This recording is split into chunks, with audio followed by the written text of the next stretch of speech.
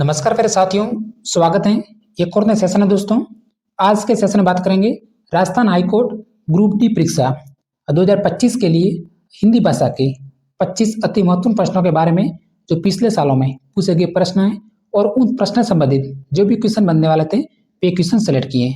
तो आज के मॉडल पेपर में अंत तक बने रहना, क्योंकि जो प्रत्येक प्रश्न है वो सिलेबस के अनुसार है। और आज का जो हमारा टारगेट्स है, इस 25 प्रश्न में से 12 प्रश्न है जो कि सही होने चाहिए। शुरुआत करते हैं हम प्रथम क्वेश्चन से। प्रतिदिन शब्द दे रखा है और इसका समास पूछा है। प्रतिदिन शब्द में समास है। उदाहरण समझिए, अविभाज्य समास, द्विगु समास, तत्पुरुष समास या फिर द्वंद्व समास समास जो कि हमारे सिलेबस में शामिल है। प्रतिदिन हम लॉक करते हैं ऑप्शन नंबर ए है जो कि राइट आंसर है, अविभाज्य समास। अब समझते हैं अविभाज्य समास को। वह समास जिसमें हमारा पहला पद है जो कि प्रधान होता है। ये भी उदाहरण कभी कभी एग्जाम में पूछ लेते हैं, वह कौन सा समास है जिसमें पहला पद प्रधान होता है, तो वो हमारा समास होता है अविभाव।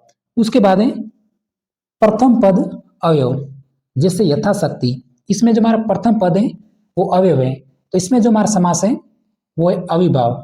उसके बाद है तीसरा ऑप्शन समझते हैं उपसर्ग युक्त शब्द। जैसे ये हमारा उदाहरण दिया है प्रतिदिन, इसमें जो प्रति है ये हमारा उपसर्ग है। उसके बाद है प्रत्येक, तो इसमें भी प्रति उपसर्ग लग रहा है, तो इसमें भी हमारा समास है वो है अविभाज्य समास। उसके बाद है पुनरावर्ती शब्द, जैसे दूर दूर, तो इसमें दूर दूर की पुनरावृत्ति हुई है, तो इसमें भी हमारा समास है वो है अविभाज्य समास। तो उम्मीद करते हैं ये टॉपिक आपने समझ लिया होगा। इससे बाहर आपका प्रश्न है जो कि नहीं जाएगा अविभाज्य समास का। अगला प्रश्न, क्वेश्चन नंबर 2। पहले आपके मन में आंसर आना चाहिए, शत्रुभुज शब्द में समास कौन सा है। जो भी आप टॉपिक्स पढ़ते हैं उसके बाद रिवीजन जरूर करें। शत्रुभुज शब्द में समास थर्ड ग्रेड में पूछा गया है। 4 ऑप्शन दे रखे हैं, अविभाव का है, द्विगु का है, फिर तत्पुरुष का है और बहुब्रीहि समास का है। चतुर्भुज शब्द, तो इसमें जो हमारा समास है वो है बहुब्रीहि समास। देखिए हम समझ दें, एक शब्द है हमारा चतुर्भुज और एक शब्द है हमारा चौराहा। तो देखिए 4 राहों का समूह, हम एग्जाम्स में पढ़ते हैं कि वह समास जिसमें हमारा प्रथम पद होता है वो होता है संख्यावाची, तो उसमें जो हमारा समास होता है वो होता है द्विगु समास। तो देखिए इसमें भी 4 है, चौराहा 4 राहों का समूह, और इसमें चतुर्भुज दे रखा है। फिर पूछा है कि 4 भुजा हैं जिनके, तो इसमें हमारा समास बन रहा है वो बहुब्रीहि बन रहा है, लेकिन इसमें जो हमारा समास बन रहा है वो द्विगु बन रहा है। तो देखिए ऑप्शन नंबर फर्स्ट में अन्य अर्थ नहीं निकल रहा है, लेकिन ऑप्शन नंबर 2 चतुर्भुज, इसमें अन्य अर्थ निकल रहा है।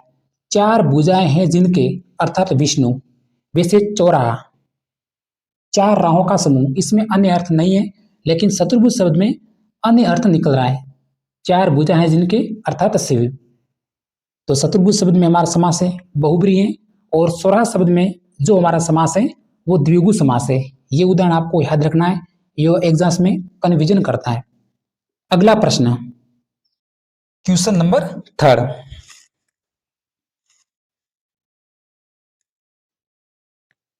हिंदी भाषा की लिपि है, हिंदी भाषा फारसी, रोमन, देवनागरी या फिर उपरोक्त सभी। अब हम जल्दी से आंसर देंगे हिंदी भाषा की लिपि। तो जल्दी से हम लॉक करते हैं ऑप्शन नंबर सी, देवनागरी लिपि। उसके बाद है कुछ उदाहरण है जो कि देवनागरी लिपि से हैं। तो संस्कृत भाषा की लिपि, मराठी भाषा और नेपाली भाषा और हिंदी भाषा, इस भाषा की जो हमारी लिपि है वो देवनागरी। उसके बाद है अंग्रेजी, रोमन, पंजाबी, गुरुमुखी और उर्दू भाषा की लिपि है वो हमारी फारसी। तो एक बार थोड़ा सा देख लीजिए। नेक्स्ट प्रश्न, क्वेश्चन नंबर 4। हिंदी शब्दकोश में सर्वप्रथम आने वाला शब्द है हिंदी शब्दकोश। 4 ऑप्शन दे रखे हैं, गगन, गंगाजल, गंभीर और गई। आंसर तुरंत देना है। शब्दकोश का सार्थक समूह दे रखा है और प्रथम शब्द है वह कौन सा आएगा। तो देखिए हम समझते हैं गंगा जल और गंभीर, तो कोई भी वर्ण दे रखा हो और उसके ऊपर अगर अनुस्वार दे रखा है तो हमारा जो अक्षर है वो हमारा सर्वप्रथम आएगा। अब हम ऑप्शन देखते हैं बी और सी। अब इन दोनों में से शब्दकोश में प्रथम शब्द वह कौन सा है? तो फर्स्ट में क दे रखा है, उसके बाद है गा, गंगा। और सी ऑप्शन देखते हैं, ग के बाद भी दे रखा है। तो जो हमारा सर्वप्रथम शब्द आएगा वो आएगा ऑप्शन नंबर बी, गंगा जल। उसके बाद सेकंड नंबर पे आएगा वो आएगा गंभीर, थर्ड नंबर पे गई आएगा, और फोर्थ नंबर पे जो हमारा शब्द आएगा वो आएगा गगन। तो ऑप्शन नंबर बी यहाँ पे लॉक करेंगे, हमारा राइट आंसर है। नेक्स्ट प्रश्न,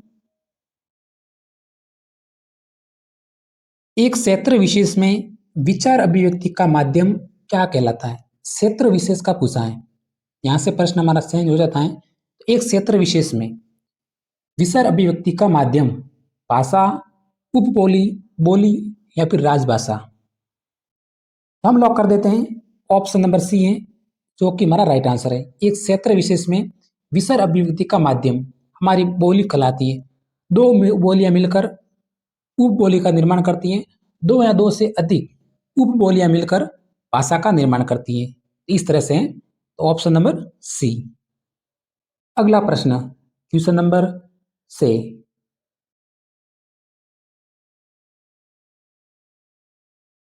निम्न में से रूसी भाषा के शब्द हैं।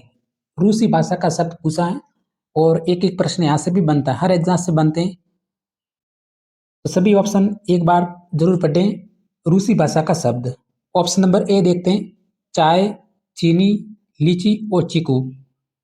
चार उदाहरण दे रखे हैं। ऑप्शन नंबर बी में रूबल और स्पुतनिक शब्द दे रखा है। फिर ऑप्शन नंबर सी में मेजर, कूपन और अंग्रेज शब्द दे रखा है। और ऑप्शन नंबर डी में अलमारी, आलपीन, कर्नल और कमीज शब्द जो कि दे रखे हैं। अब आपको बताना है, तो यहां से हम लॉक करते हैं, ऑप्शन नंबर बी है जो कि राइट आंसर है, रूबल। रूबल एक रूसी भाषा की मुद्रा का नाम है और रूसी भाषा का शब्द है। उसके बाद है स्पुतनिक, ये भी हमारा शब्द है जो कि रूसी भाषा का है। उसके बाद है चाय, चीनी, लीची और चीकू, ये चीनी भाषा के शब्द हैं। कभी कभी चाय हम जल्दबाजी में अंग्रेजी भाषा का शब्द है जो कि बोल देते हैं, लेकिन ये चीनी भाषा का शब्द है। मेजर, कूपन और अंग्रेज ये फ्रांसीसी भाषा के शब्द हैं। उसके बाद अलमारी, आलपिन, कर्नल और कमीज ये जो शब्द हैं ये पुर्तगाली भाषा के हैं। नेक्स्ट प्रश्न क्वेश्चन नंबर 7। क्लास को स्किप नहीं करें, अंत तक बने रहें। निम्नलिखित में से किस शब्द की वर्तनी है जो कि शुद्ध है? शुद्ध वर्तनी वाला शब्द, उस शब्द हम देख लेते हैं जो कि शुद्ध वर्तनी वाला है, उज्जवल। जिसमें हम ज की बात करें तो दो छोटे ज लगते हैं। ये प्रश्न आपके हाईकोर्ट में एक बार पूछा गया है। उसके बाद त्योहार, तो त्योहार में हमेशा एक ही मात्रा लगती है, न कि दो।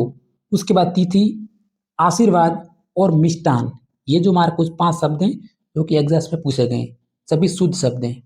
ऑप्शन में एक शब्द है जो कि पूछा जा सकता है। तो शुद्ध वर्तनी वाला शब्द वो है हमारा सन्यासी। यहाँ पे ऑप्शन नंबर डी है जो कि राइट आंसर है। ऑप्शन नंबर बी हमें नहीं बनना है, ऑप्शन नंबर डी, सन्यासी। अगला प्रश्न,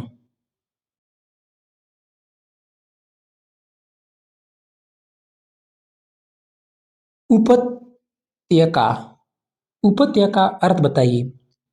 वाक्यांश के लिए एक शब्द है उपत्यका, का अर्थ पूछा है, जिसे अपना ऋण चुका दिया हो, पर्वत के नीचे की तलहटी भूमि या फिर पर्वत के ऊपर की समतल भूमि या फिर बंजर भूमि। एसआई एग्जाम्स, ईओ एग्जाम्स, जिसकी ये वर्तमान में एग्जाम्स होने वाले हैं, इसके फॉर्म जल्दी से शुरू होंगे, ईओ एंड आरओ के। उसके बाद first grade, second grade, RS exams और फोर्थ ग्रेड में भी पूछा गया सवाल उपत्यका।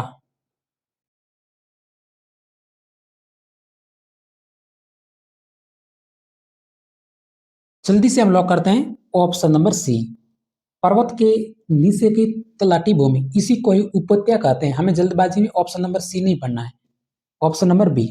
उसके बाद एक कुछ उदाहरण है, जैसे लंबे और बिखरे बाल वाला, तो उसे क्या कहा जाता है? वाक्यांश के लिए एक शब्द, तो उसे जबरा।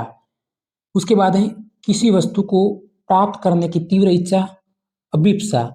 और धरती और आकाश के मिलन का स्थान है वो की क्षितिज।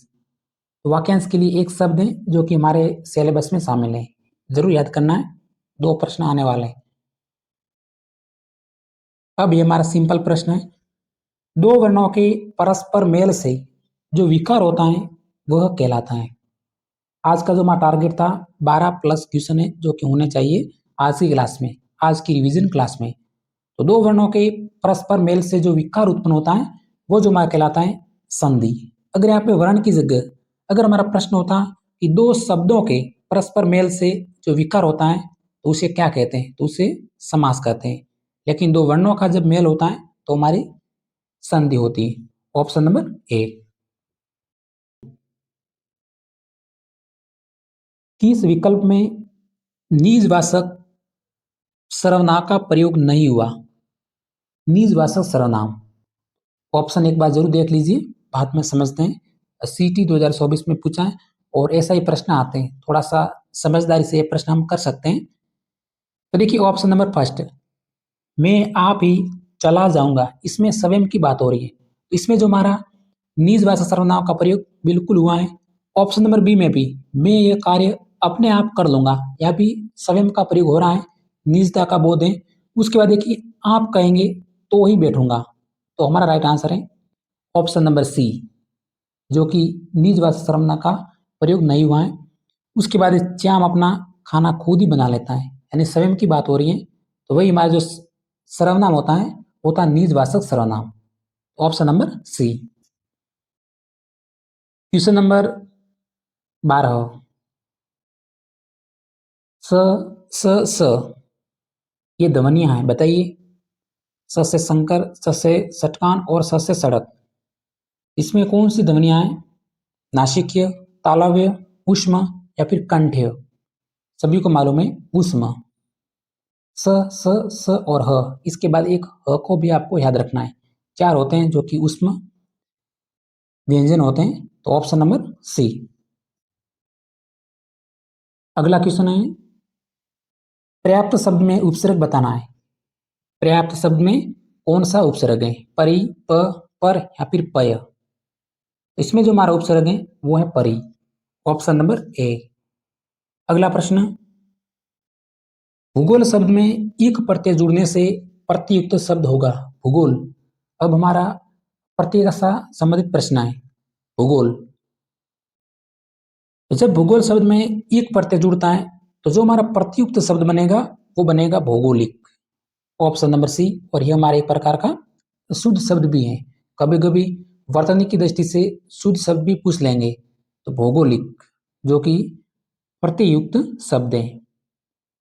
क्वेश्चन नंबर 14,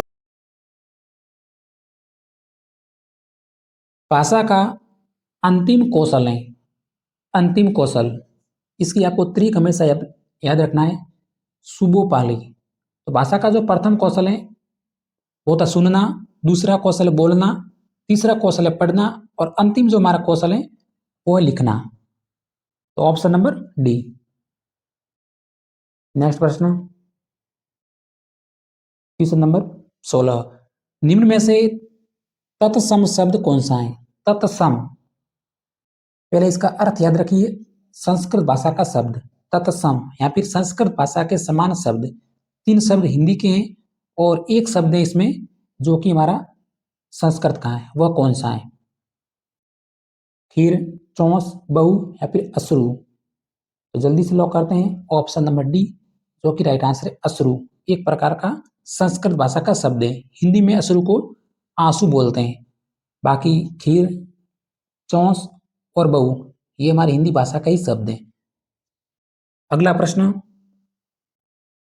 निम्न में से तद्भव शब्द कौन सा है? तद्भव यानी हिंदी भाषा का शब्द, जीव, भिक्षुक, ग्रंथि और काक। इसमें जो हमारा हिंदी भाषा का शब्द है वो होता है जीव।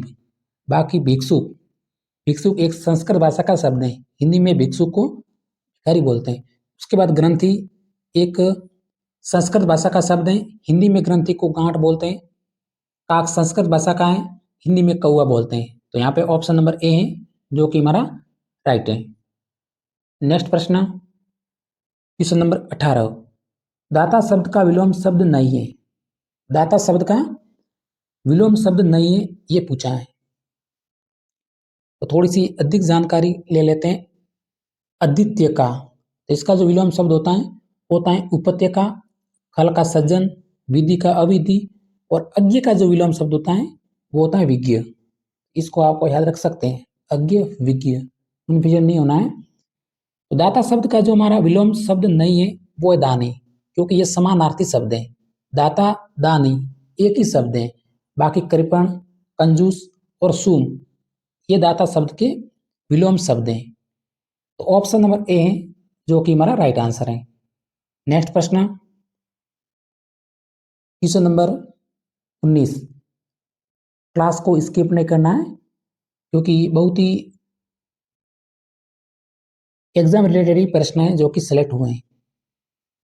निम्न प्रश्न में से यहाँ पे निम्न प्रश्न में युग्म शब्दों के दिए हुए अर्थ के आधार पर सही युग्म चुनिए। निम्न प्रश्न में युग्म शब्दों के दिए हुए अर्थों के अनुसार सही युग्म आपको चुनना है।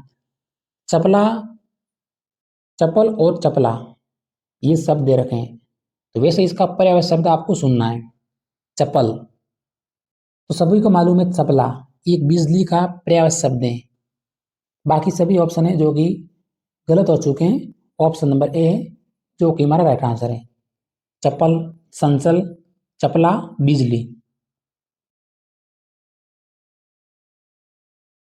Question number 20।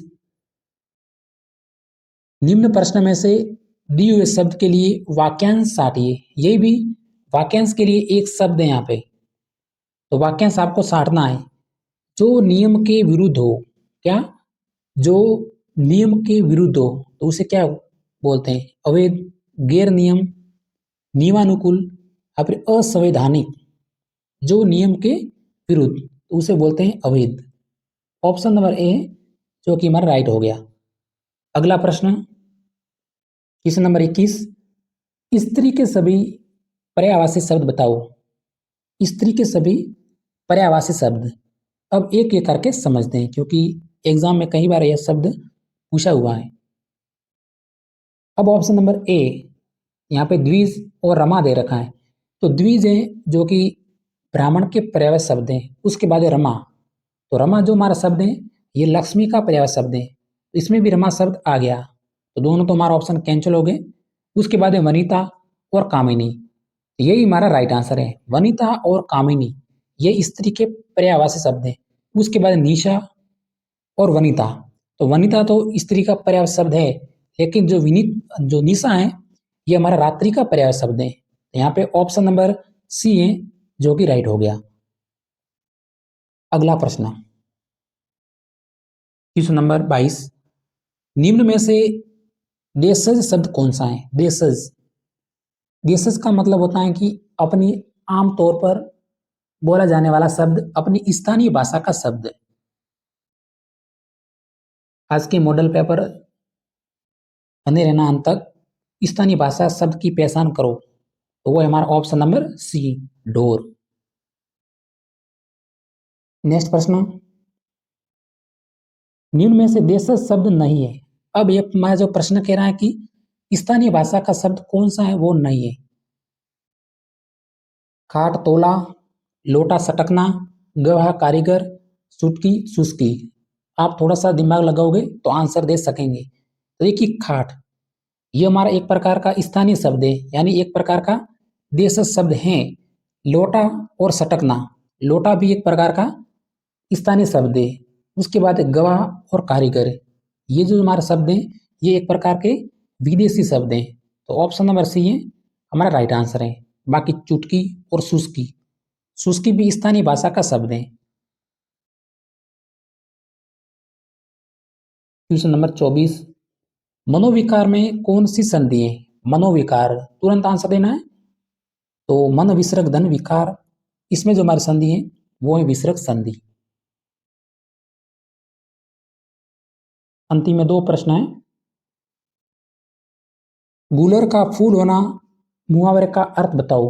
गुलर का फूल होना, रोज रोज दिखना, न दिखाई देना, कभी कभी लिखना या फिर भ्रम पैदा करना, अपने तैयारी का लेवल समझिए और आंसर आना चाहिए इस प्रश्न का, क्योंकि एग्जाम्स में पूछा गया है सीटी में कूलर का फूल होना, यानी यहाँ पे हम लॉक करते हैं ऑप्शन नंबर सी को, कभी कभी दिखना, न कि रोज रोज दिखना। कूलर का जो फूल होता है कभी कभी ही दिखाई देता है, वो भी वर्षों में। प्रयोग रचना के आधार पर वाक्य के भेद पूछें, वाक्य के भेद, वाक्य के प्रकार, वो भी प्रयोग रचना के आधार पर।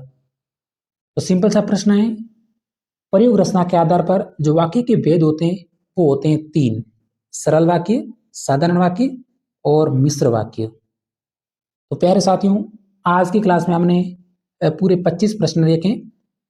तो इसी तरह मिलेंगे अगले सेशन में। जय हिंद।